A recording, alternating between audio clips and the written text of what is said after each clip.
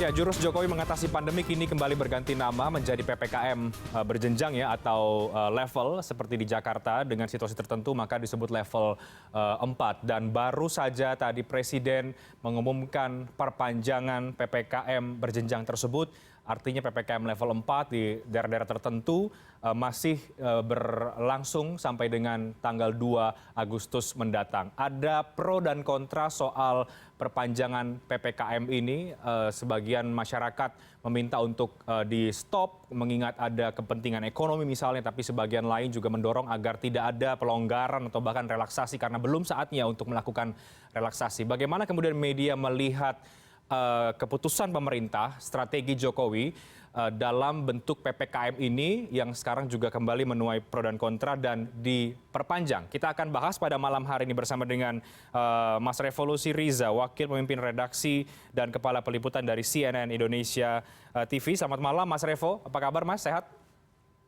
Selamat malam Reinhardt, alhamdulillah sehat. Ya, kami masih menanti juga Mas Revo, nanti ada Mas Elvan, Wapemret dari Detik.com untuk bergabung bersama kami di Editorial View Newscast pada malam hari ini untuk kita membedah bersama kebijakan pemerintah dari perspektif media. Tapi sebelum itu Mas Revo, kita coba dengar lagi, kita ajak lagi masyarakat untuk menyimak kembali pernyataan Presiden soal perpanjangan PPKM. Kita tahu saat ini sudah terjadi tren perbaikan dalam pengendalian pandemi COVID-19.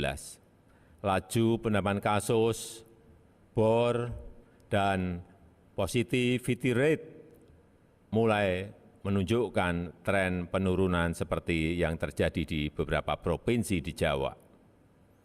Namun demikian, kita harus tetap berhati-hati dalam mensikapi tren perbaikan ini, tetap harus selalu waspada menghadapi varian Delta yang sangat menular.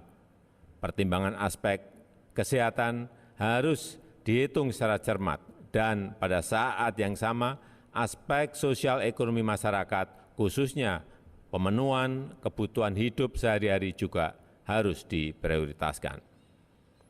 Dengan mempertimbangkan aspek kesehatan, aspek ekonomi dan dinamika sosial, saya memutuskan untuk melanjutkan penerapan PPKM level 4 dari tanggal 26 Juli sampai dengan 2 Agustus 2021. Namun, kita akan melakukan beberapa penyesuaian terkait aktivitas dan mobilitas masyarakat yang dilakukan secara bertahap dengan pelaksanaan yang ekstra hati-hati. Baik, langsung Mas Revo, apa sorotan kita sebagai media CNN Indonesia melihat kebijakan PPKM Presiden Jokowi yang kembali diperpanjang, tapi di saat yang sama kita mulai menangkap juga ada gesekan pro kontra terkait dengan ini. Jelas ini adalah pilihan yang sulit bagi pemerintah. Iya, Reinhardt. Kalau misalkan kita bedah dulu ya fakta yang ada kan terkait dengan pelaksanaan PPKM sejak tanggal 3 Juli lalu ya. Data saat ini menunjukkan di beberapa provinsi itu turun, trennya mulai menurun. Salah satunya di DKI Jakarta ya. DKI Jakarta itu sudah menunjukkan tren penurunan kasus. Kemudian tingkat keterisian rumah sakit juga mulai menurun dari yang awalnya angka 9% gitu bornya. Kemudian saat hari ini kita tahu tadi Wakil Gubernur DKI Jakarta mengatakan sudah turun di angka 77%. Ada angka penurunannya gitu. Tapi ini hanya di Jakarta.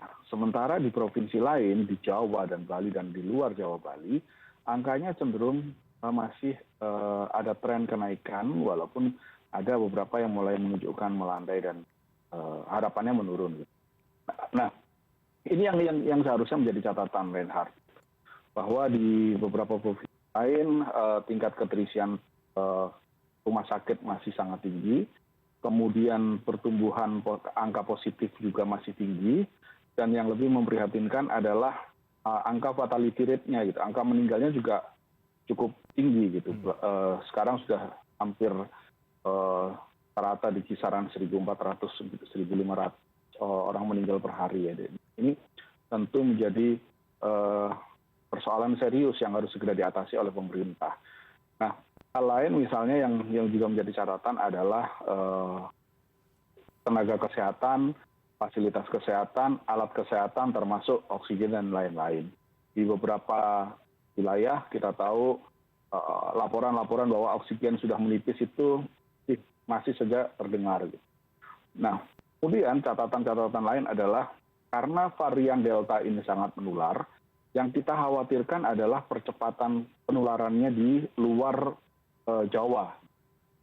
Karena harus kita akui bahwa fasilitas kesehatan kita dan tenaga kesehatan kita ini masih sangat timpang antara Jakarta, luar Jakarta, kemudian kota besar dan daerah-daerah pedesaan ya, kemudian Jawa, non Jawa itu masih ada gap gitu. Yang kita khawatirkan adalah kalau misalkan varian Delta ini semakin merebak di luar Jawa, sementara fasilitas kesehatannya belum tentu kita di Jawa aja sudah bisa dikatakan kemarin kelelahan ya, dan kita kerepotan banget gitu dengan tingginya angka ini, apalagi yang di luar Jawa ini yang harus menjadi perhatian serius supaya varian Delta ini tidak semakin menyebar gitu, Reinhard. Jadi kalau misalkan sekarang diperpanjang sampai tanggal 2 Agustus, kemudian walaupun ada beberapa penyesuaian di situ, tapi memang ini langkah yang harus dilakukan karena tren itu masih belum sepenuhnya baik seperti sebelum Lebaran misalnya. Gitu, Reinhard. Pandemi masih sangat mengkhawatirkan sekarang ini. Jadi kalau misalkan PPKM ini dilanjutkan, ya memang seharusnya seperti itu. Oke, jadi PPKM dilanjutkan karena juga masih datanya yang tadi juga Mas Revo sampaikan juga masih belum membaik, dan juga perlu juga diperhatikan sorotan kita adalah bagaimana daerah-daerah di luar Jawa ya yang juga mulai menular varian Deltanya. Saya ke Mas Elvan. Kita sapa dulu ini Mas Revo. Ada Mas Elvan Dhani Sutrisno, Wapemret dari redaksi Detik.com. Selamat malam Mas Elvan. Selamat malam Renat, selamat malam Mas Revo, selamat malam. Baik, Mas Elvan, catatan dari teman-teman Detik.com bagaimana Mas Elvan soal PPKM level 4 yang diperpanjang kembali oleh Presiden setelah mungkin banyak publik yang bertanya-tanya apakah ini akan dilanjutkan atau tidak, dan juga mulai banyak pro kontra soal perlu atau tidaknya PPKM ini diperpanjang. Oke Renat, kebetulan Pak Presiden baru saja mengumumkan ya, seperti yang Mas Revo sampaikan, PPKM diperpanjang, ganti nama bukan lagi darurat tapi level 4 diperpanjang gitu ya. Ya kita lupakanlah perdebatan soal ganti nama ya kan, itu mungkin jadi konsumsi debat yang masih ramai di media sosial dan di masyarakat. Cuman kita harus mengambil esensinya. Saya mencatat ada beberapa pernyataan Pak Jokowi, saya coba kaitkan dengan pengamatan kami. Detik.com yang mengikuti perkembangan soal COVID.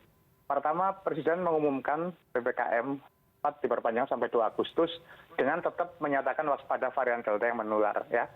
Saya kira memang patut disyukuri, alhamdulillah memang kasus ya kan 3 hari berturut-turut. Tapi yang jadi catatan adalah berturut-turut juga tesnya berkurang, Reinhard. Walaupun Satgas tentu sudah menyatakan bahwa ini bukan bagian dari persiapan untuk pelonggaran. Kemudian memang begitu gitu, karena sudah ditegaskan seperti itu. Jadi catatannya adalah betul seperti Mas Revo sampaikan, kasusnya masih membahayakan. Dan karena itu PPKM dilanjutkan dan Presiden melanjutkan dengan sejumlah pelonggaran. Ya, kalau dari pernyataan Pak Presiden kelihatan arahnya lebih kepada masyarakat kecil, ya kan? Ya, walaupun kalau di Jakarta saya sebenarnya kalau mau potong rambut di mana-mana memang nggak pernah tutup itu potong rambut, benar. Ya. Kemudian warung kecil juga tetap buka kemarin juga sebetulnya. Tapi mungkin dengan penegasan dari Presiden, mungkin bukan hanya di Jakarta, nanti di seluruh daerah juga nanti akan kembali buka, tentu dengan protokol yang ketat. Nah, ini protokol ketat seperti apa yang harus kita monitor? Gitu, karena di masyarakat itu penyebaran COVID itu masih sangat luas dan masyarakat sebetulnya secara protokol juga tidak ketat. Dari data terakhir menunjukkan bahwa tingkat kepatuhan terhadap COVID itu ya tidak signifikan di daerah gitu. Kemudian soal Presiden tadi menyinggung tentang vitamin dan suplemen yang dilengkapi, termasuk tadi Mas Revo sampaikan oksigen dan lain-lain. Presiden sudah ngecek kemarin ya kan, beliau bahkan datang ke apotek segala macam. Ngecek ya kan, persoalannya adalah semua barang yang kemudian tanda petik disampaikan oleh menteri, saya ambil contoh ada namanya konsentrator. Ketika tidak ada tabung, menterinya bilang, Pak Menteri Kesehatan bilang bahwa sekarang ada namanya konsentrator, itu lebih top, nggak perlu kita isi ulang oksigen. Sehari kemudian harganya melejit. Dan itu terjadi juga di obat COVID segala macam, ketika itu disebut ivermectin misalnya, langsung melejit. Begitu aja semudah itu terbang terus harga. Nah kalau kayak gitu kemudian mengeluarkan patokan harga, apakah diikuti? Tidak juga. Nyatanya kemarin ada penangkapan malah ada mafianya ternyata sekarang di obat-obatan COVID. Itu juga harus diperhatikan. Kemudian disinggung tadi soal angka kematian yang naik, betul. Reinhard, dan angka kematian itu ironisnya lebih banyak karena orang yang belum divaksin. Artinya apa? Catatannya adalah vaksinasi itu belum tuntas. Gitu, vaksinasi belum tuntas. Dan masih banyak sekali warga yang belum divaksin. Nah, dalam kondisi kayak gini sebetulnya PR yang sangat banyak. Yang belum dituntaskan ya Reinhard ya, karena memang vaksinasi itu banyak sekali data ya. Saya sampaikan datanya. Jadi vaksinasi itu menurut Menkes ya, itu adalah yang belum divaksin itu lebih banyak yang meninggal. Itu karena dan kemudian 94% kematian itu terjadi karena belum divaksin, itu signifikan. Ya, jadi vaksinasi corona di Indonesia sampai saat ini masih di bawah 30%. Ya. Reinhard. Artinya masih sangat jauh dari tuntas. Jadi apabila PPKM dilanjutkan, apapun itu namanya, level 4 itu sudah bagus, dengan pelonggaran, dengan tanggung jawab. Jadi pengawasannya, protokolnya, kemudian dan lain-lain, termasuk vaksinasinya, termasuk yang harus ada untuk menanggulangi COVID ya, obatnya, perangkatannya, dan lain-lain.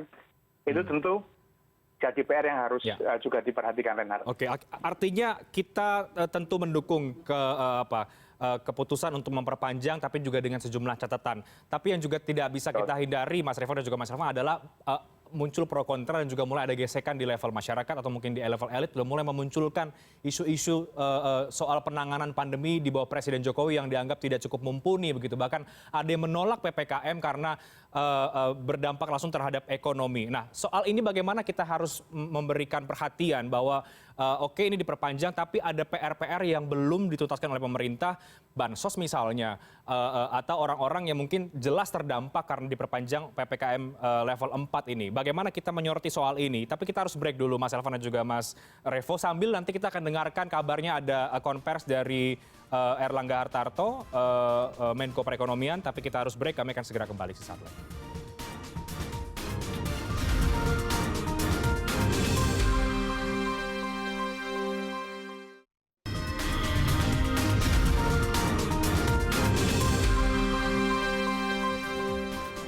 Anda kembali di Newscast, kita masih dalam editorial view bersama dengan Mas Revo dan juga Mas Elvan.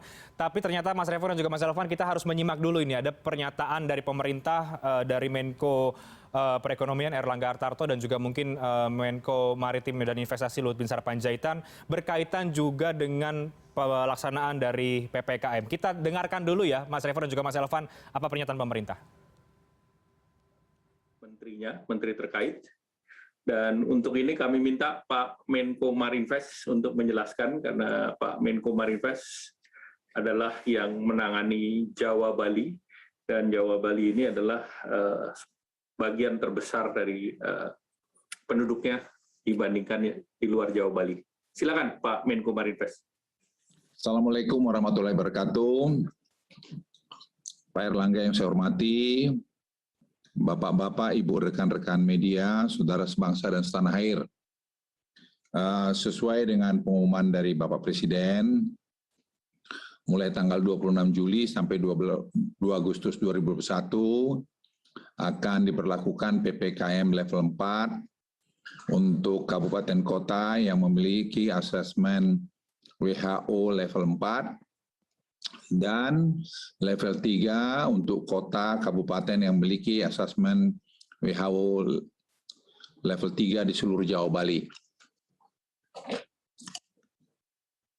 Pemberlakuan PPKM level 4 dan level 3 ini dikaji berdasarkan 3 faktor utama, yaitu indikator laju penularan kasus dan respons sistem kesehatan yang berdasarkan panduan dari WHO. Dan indikator ketiga adalah kondisi sosioekonomi masyarakat. Dan Presiden menekankan betul yang terakhir ini, yaitu kondisi sosioekonomi masyarakat. Jadi kita membuat 3 indikator itu menjadi barometer kita. Berdasarkan pertimbangan tersebut di atas, penyesuaian terhadap PPKM level 4 yang akan diberlakukan tanggal 26 Juli besok hingga 2 Agustus 2021 adalah sebagai berikut. Pertama, pasar rakyat yang menjual sembako sehari-hari diperbolehkan untuk buka seperti biasa dengan protokol kesehatan yang ketat. dan pasar rakyat yang menjual selain kebutuhan sehari-hari bisa buka dengan kapasitas maksimum 50% sampai dengan pukul 3 sore, di mana pengaturan lebih lanjut dilakukan oleh Pemda. Dan kami minta Pemda supaya mengatur betul, karena jangan sampai terjadi kerumunan dan bisa menjadi klaster baru. Pedagang kaki lima, toko kelontong, agen, outlet voucher, pangkas rambut, laundry, pedagang asongan, bengkel kecil, cucian, kendaraan dan usaha kecil lain yang sejenis diizinkan buka dengan protokol kesehatan ketat sampai pukul 21 yang pengaturan teknisnya diatur oleh pemerintah daerah. Saya mohon di sini juga pemerintah daerah ngatur, dan kami sudah briefing tadi semua pemerintah daerah sampai kepada kabupaten dan kota dari mulai tingkat gubernur. Ketiga, warung makan, pedagang kaki lima, lapak jajanan dan sejenisnya yang memiliki tempat usaha di ruang terbuka diizinkan buka dengan protokol kesehatan ketat sampai pukul 20. Dan waktu maksimum waktu makan untuk setiap pengunjung 20 menit. Dan kami sarankan selama makan karena tidak pakai masker, jangan banyak berkomunikasi.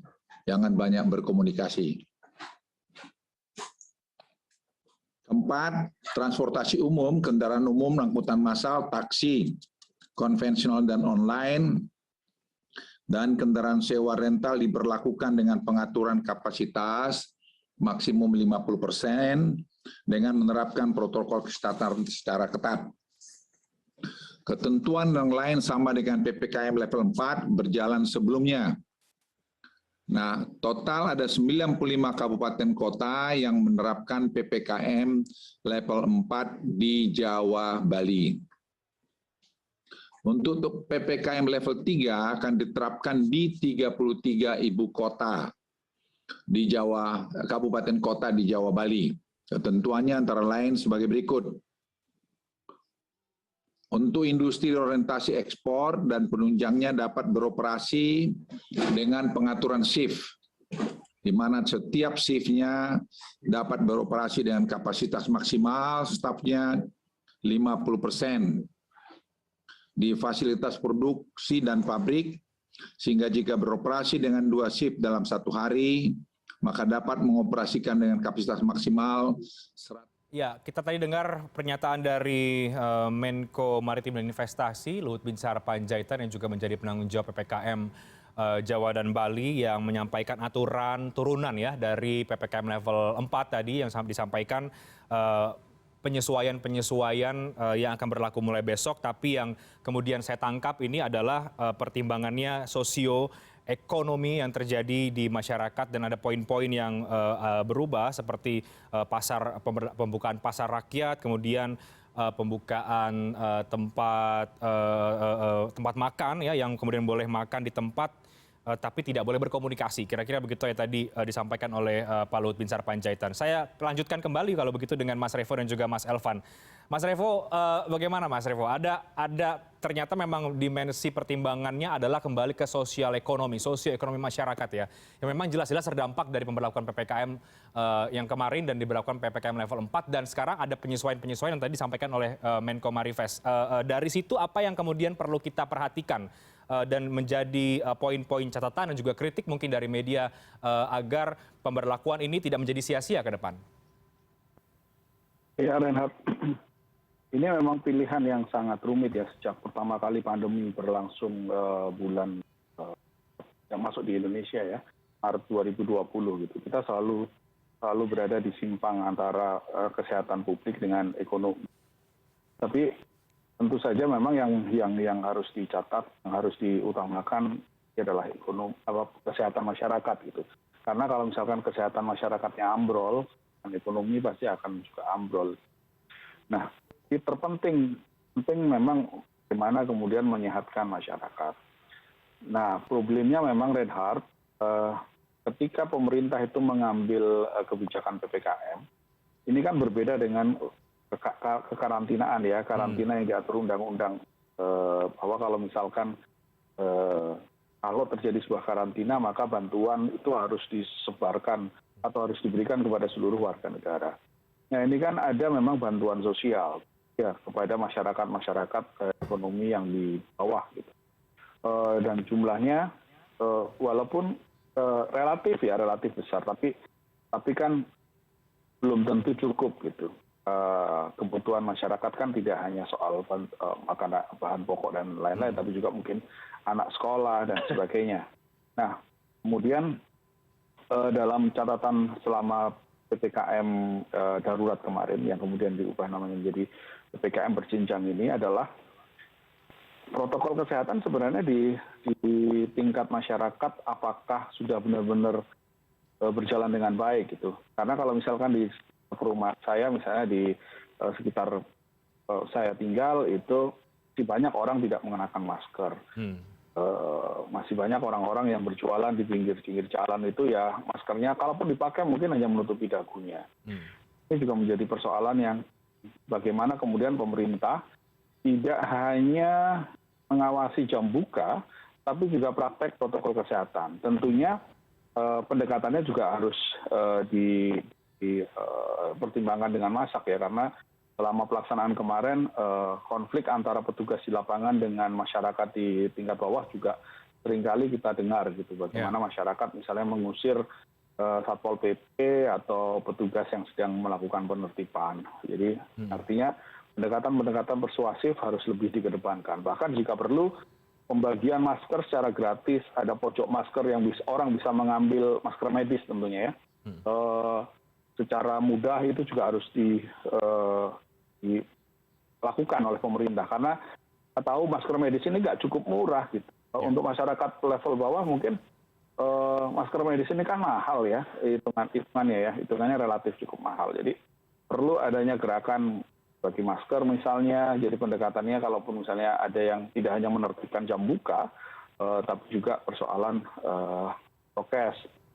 Kemudian apakah misalnya kalau dalam pelaksanaan kemarin itu kita lihat energinya lebih banyak pada penyekatan jalan.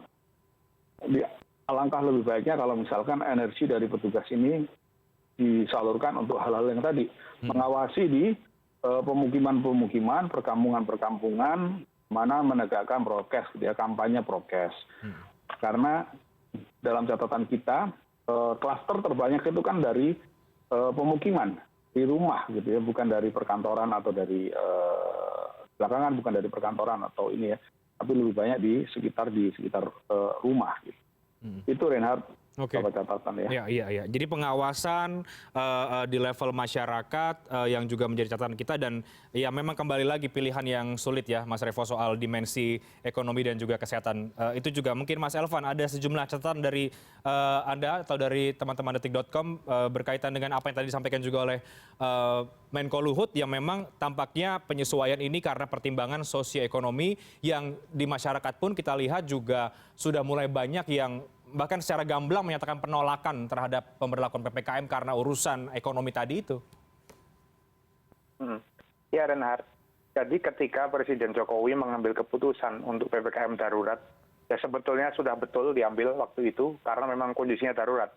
Dan betul tidak lama setelah Presiden mengumumkan PPKM darurat, kemudian memang situasinya betul-betul masuk darurat dan akhirnya diterapkanlah protokol darurat dengan meminta bantuan asing begitu ya Reinhardt. Dan sekarang ketika Presiden kemudian mengambil keputusan untuk tanda kutip melonggarkan, ini bahasa di masyarakat ya, walaupun sebetulnya tadi disampaikan bahwa level 4 itu masih ketat dengan banyak aturan tadi, itu juga sebenarnya keputusan yang diambil atas pertimbangan beliau juga ya. Ketika keputusan pertama darurat tidak populis, kemudian masyarakat menjerit, masyarakat kecil banyak ribut dengan Satpol PP, warungnya ditarik, warungnya ditutup, dagangannya diambil segala macam. Gitu cerita-cerita kayak gitu meramaikan di detik.com story di masyarakat, ramai di media sosial ya, wajar kalau Presiden mendengar. Kemudian adalah hasil riset bahwa ternyata kepuasan masyarakat terhadap Presiden terkait penanganan COVID menurun. Mungkin itu juga akhirnya Presiden kemudian melihat, mengevaluasi segala macam. Sebetulnya banyak yang harus dievaluasi dari ketika PPKM darurat ya, kalau kita lihat banyak cerita. bagaimana tentang ibu hamil yang meninggal di taksi online saat dia nyari rumah sakit nggak ketemu, penderita COVID, kakek-kakek yang meninggal di taksi online, dan banyak cerita kayak gitu. Di penyekatan bagaimana keramaian keributannya. Itu juga harus dievaluasi lagi supaya kemudian memang ketika menyelesaikan masalah yang seperti ini tidak kemudian panik, bisa mencari solusi. Kemudian setelah itu PR-nya adalah bagaimana negara itu melayani masyarakat, menjaga masyarakat. Jadi kalau udah di posisinya kayak gini ya kan sudah boleh 20 menit ya kan. Makan 20 menit apakah cukup gitu kan, itu artinya jagainnya gimana gitu kan. Revo sampaikan tadi ya kan, masa iya setiap rumah makan dijagain segala macam. Saya kira selain peraturan ini jalan, masih ini kan sebetulnya Presiden mau menjawab nih, karena banyak sekali masyarakat yang menjerit tadi saya sampaikan. Yeah. Ada yang pengusaha yang sampai mobilnya dicoret-coret karena terpaksa harus mecat karyawan. Ada buruh yang tadinya gajian 6 hari, 2 hari dan lain-lain. Ini bagus gitu, langkah yang bagus, meskipun kondisinya masih darurat, harus diikuti dengan upaya-upaya yang tadi saya sebutkan. Jadi ketika situasi ini diturunkan, mau nggak mau ini istilahnya diturunkan levelnya lah. Dengan boleh buka sampai jam 3 sore pasar, dengan tukung pangkas rambut, warung, bengkel boleh buka sampai jam 9. Ini kan mulai boleh dilonggarkan. Istilahnya tetap relaksasi lah pelonggaran. Nah itu harus diikuti dengan pengetatan di pengawasannya. Jadi harus dijagain betul, dan pengawasannya harus persuasif. Ini masyarakat, ini rakyat. Gitu. Jadi ini menjalankan aturan iya. Ya, ini aturan, tapi ini aturannya itu aturan yang diarahnya itu untuk keselamatan rakyat. Ini bukan aturan pelanggaran hukum antara kayak maling ayam sama pencopet gitu loh. Jadi ini juga harus diperhitungkan. Menurut saya semua menteri harus dikumpulkan oleh Presiden, dipimpin langsung oleh Presiden, dikasih guidance yang jelas tentang protokol untuk PPKM level 4, 2, dan 1. Itu jadi nanti dalam eksekusinya lebih enak. Keputusan Presiden Jokowi itu akan betul-betul menyelamatkan masyarakat gitu, Renhard. Oke, baik Mas Elvan, itu dari sisi pemerintah tadi ya, dan juga Mas Revo soal ketegasan, soal kebijakan yang diambil, yang sudah diambil akhirnya, meskipun tidak ada bahasa pelonggaran, tapi tadi Mas Elvan katakan ya dari poin-poin ini memang ada sebetulnya dalam tanda kutip penurunan pengetatan gitu mungkin, meskipun bahasanya tidak demikian. Dari sisi masyarakat, yang tadi Mas Revo juga menyoroti, dari CNN Indonesia menyoroti bagaimana prokes masyarakat juga banyak yang masih kendur. Apa yang sebagai media kita perlu tekankan kepada masyarakat, jangan sampai kemudian karena perubahan nama ini atau ada beberapa poin yang kemudian dibuka sedikit aturannya, agar masyarakat juga punya andil yang lebih lagi bahwa prokes itu bukan semata-mata hanya himbauan, tapi juga memang harus dilakukan. Bagaimana Mas Elvan? Saya kira pendekatan kepada masyarakat harus lebih intens lagi, harus lebih persuasif. Harus lebih mendekatkan diri kepada masyarakat dari segi kalau saya contohkan, saya tinggal di Jakarta ya kan. Jadi sekarang orang-orang itu kalau mau vaksin dia boleh ke RSU, ke kelurahan itu boleh free gitu, PCR juga free segala macam. Kan kita datang ke sana gitu. Saya ambil contoh, misalnya kemudian pemerintah bikin vaksinasi. Ya kan sekarang yang dilakukan pemerintah vaksinasi itu kan membawa masyarakat ke tempat umum. Ya kan misalnya dibikin di Surabaya, dibikin di GOR ya. Protokol kesehatannya waktu itu sebenarnya ya kelihatan rame lah. Saya mudah-mudahan itu benar sesuai caranya segala macam. Di Jakarta misalnya di rumah sakit, ada di beberapa tempat segala macam yang dibikin khusus. Menurut saya upaya-upaya itu harus lebih didekatkan ke masyarakat. Gitu. Jadi vaksinasi ya jangan di kelurahan, bikin di tempat-tempat yang dekat dengan masyarakat, bikin di kantong-kantong masyarakat. Datengin aja. Kalau yang masyarakatnya cukup hanya ya datengin aja, ya door to door gitu kan, sambil jalan itu kan juga akan meningkatkan vaksinasi yang masih kecil tadi. Kemudian pemerintah juga harus melindungi masyarakat. Jadi begini, masyarakatnya harus dilindungi. Sekarang tuh masyarakat yang sakit itu, ini ya Renhard ya, banyak orang yang isoman meninggalkan sampai sekarang. Gitu kenapa? Karena mereka tidak dapat obat-obatan, tidak beli obat, nggak mampu, obat-obat di apotek terbatas, dan sudah membuktikan kemarin ya kan. Nah karena itu, ini saya kasih contoh menarik. Jadi teman saya setelah COVID, dia ngomong di grup WhatsApp-nya, dia bilang bahwa ada nggak yang isoman saudara-saudara, nanti saya kasih obat. Mereka lapor satu-satu, saya Pak. Kenapa Mas? Kita tidak seperti itu. Jadi masyarakat kami yang sakit, teman-teman yang sakit itu, dia akan absen satu-satu, mendapatkan bantuan COVID yang sudah disiapkan Presiden ya kan. Kemudian bansos. Ya kan bansos kan sekarang lagi dibagikan. Nah, mudah-mudahan juga masyarakat bisa terbantu. Lah, bansos ini, masyarakat itu berharap betul bansos ini betul-betul sampai ke mereka yang membutuhkan. Ya, karena ada kasus di daerah, bansos itu kemudian dikasih dengan amplop yang berbeda. Itu dengan tujuan, ya entah tujuan politik atau bukan, tapi amplopnya itu bukan amplop dari pemerintah atau bansos, tapi nama orang gitu. Itu saya buat catatan. Jadi artinya masyarakat betul-betul butuh tentu oleh pemerintah, Reinhardt. Jadi yang disampaikan Presiden sampai ke masyarakat. Gitu, ketika obat ya masyarakat gampang. Ketika isoman, mereka lapor langsung dapat. Nggak usah bertele-tele, orang COVID bertele-tele. Ya, saya juga bersyukur akhirnya barusan Gubernur DKI Anies menyampaikan bahwa ICU sudah menurun. Bed tensi juga sudah menurun. Ya, mudah-mudahan dengan itu masyarakat juga enak gitu. Karena bikin masyarakat pengen dibikin sangat mudah sehingga cepat sembuh kalau sakit. Nggak stres, ya kan, nggak kurang obat. Kasus kemarin dari masyarakat yang mau ke Wisma Atlet itu harus daftar dulu kan ke puskesmas dan lain-lain. Ya kan, dan itu viral di media sosial dan mereka baru ditelepon kalau sudah ada yang kosong. Ya sekarang ini banyak yang masuk nih lah kemarin-kemarin. Ya mudah-mudahan dengan menurunkan, sorry saya dari tadi pakai bahasa menurunkan ya, karena memang yang tidak boleh menjadi boleh. Ya kan, nggak boleh makan menjadi boleh makan, apa istilah yang tepat gitu kan. Jadi dengan ya relaksasi ini, istilahnya dipakai Presiden itu level 4, mudah-mudahan setelah itu masyarakat juga merasakan lebih dekat dengan pemerintah dalam dan untuk penuntasan COVID ini, Renat. Ya. Boleh makan di tempat tapi tidak berkomunikasi. Ini juga agak bingung ya bagaimana pengawasan. Ya, boleh. Sambil makan. Diam bisa sambil makan. Tidak ngobrol. Mas Revo, bagaimana kita kemudian sebagai media juga punya peran untuk mengedukasi masyarakat ya bahwa prokes itu penting, tidak hanya sekedar himbauan, jangan sampai kemudian juga keputusan sudah ada, aturan sudah ada, tapi publik tidak sepenuhnya mendukung karena mungkin tidak disiplin, atau juga mungkin pemerintah juga perlu hadir lebih dekat lagi. Negara perlu hadir lagi untuk masyarakat di tengah kondisi yang sulit. Ya, kita itu kan sekarang seringkali bertanya-tanya ya, sampai kapan sih sebenarnya COVID ini gitu, kapan COVID itu akan hilang gitu. Nah, ini kan sayangnya ya Reinhardt, kalau kita melihat sejarah gitu ya, sejarah dari misalnya ketika influenza 100 tahun yang lalu misalnya. Kemudian bagaimana ketika terjadi wabah difteri dan lain-lain. Apakah pernah sebuah penyakit itu hilang? Rasanya kan tidak gitu ya. Influenza ketika ada 100 tahun yang lalu dan memakan korban hampir sepertiga penduduk bumi ya pada waktu itu kan sampai sekarang masih ada. Difteri, campak dan lain juga masih ada. Jadi kalau misalkan apakah COVID ini akan hilang? Rasa-rasanya tidak. COVID ini akan tetap ada. Ini yang harus kita catat sekarang kan gitu. Bahwa ini rasa-rasanya tidak akan hilang. Nah sekarang problemnya bagaimana supaya kita lebih bertahan aja menghadapi COVID ini. Nah, caranya memang kalau dalam kasus influenza 100 tahun yang lalu, itu kan survival of the fittest. Orang yang bisa bertahan itu terkena influenza, kemudian hidup dan beranak pinak. Nah, kita ini salah satu ini keturunannya gitu kan. Nah tapi kalau yang tidak tahan meninggal, nah, mekanismenya mekanisme alam. Kita kan tidak ingin seperti itu. Maka salah satunya adalah dengan cara yang tadi dikatakan Mas Elvan, vaksinasi. Kita membentuk herd immunity ini melalui vaksinasi. Sama seperti DPT, campak, polio, dan lain-lain. Penyakitnya tetap ada, tapi kita semua terproteksi karena adanya imunisasi atau vaksinasi.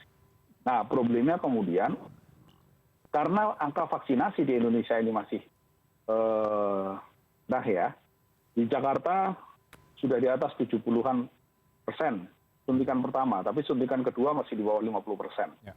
Nah, secara nasional suntikan pertama kan masih di bawah 40% gitu. Suntikan kedua masih di bawah 20%. Jadi artinya masih jauh gitu, masih jauh. Selama proses ini masih jauh, vaksinasi itu masih jauh sampai untuk angka herd immunity, maka potensi penularan itu masih tinggi. Karena itulah kemudian mau tidak mau protokol kesehatan yang harus kita terapkan sampai benar-benar kita mencapai herd immunity. Mau nggak mau ya kita harus pakai masker kemana-mana. Gitu. Keluar rumah pakai masker. Himbauan 5M, 6M yang sekarang selalu disampaikan oleh pemerintah ya harus kita patuhi. Apakah perlu misalkan kita dine in, makan di restoran, makan di warung? Kalau masih bisa kita bungkus, ya bungkus saja. Ngapain juga kita memaksakan diri makan di warung. Atau kalau misalkan dengan keluarga, ya makan di mobil, misalnya seperti itu. Jadi sebisa mungkin kita taat protokol kesehatan karena kita belum sepenuhnya terlindungi karena itu tadi angka vaksinasi masih jauh, penularannya masih tinggi. Di satu sisi yang lain, rumah sakit, fasilitas kesehatan, tenaga kesehatan itu kelelahan gitu ya, karena angkanya masih sangat tinggi. Ketersediaan obat, oksigen, dan alat-alat kesehatan masih belum stabil. Dalam kondisi seperti ini, mau tidak mau, masyarakat harus kita didik betul-betul supaya taat protokol kesehatan sampai semuanya terkendali. Kalau misalkan semuanya sudah terkendali, isian rumah sakit sudah mulai menurun, kemudian fasilitas kesehatan, tenaga kesehatan, alat-alat kesehatan, obat, dan sebagainya sudah berangsur-angsur normal, bolehlah kita kemudian melonggarkan lagi gitu. Apalagi kalau misalkan vaksinasi sudah di atas 70% ya, seperti yang terjadi di beberapa negara yang lain lah gitu. Kan kita lihat di beberapa negara itu sudah nggak pakai masker, sudah bikin konser musik dan lain-lain. Kita tentu pengen seperti itu.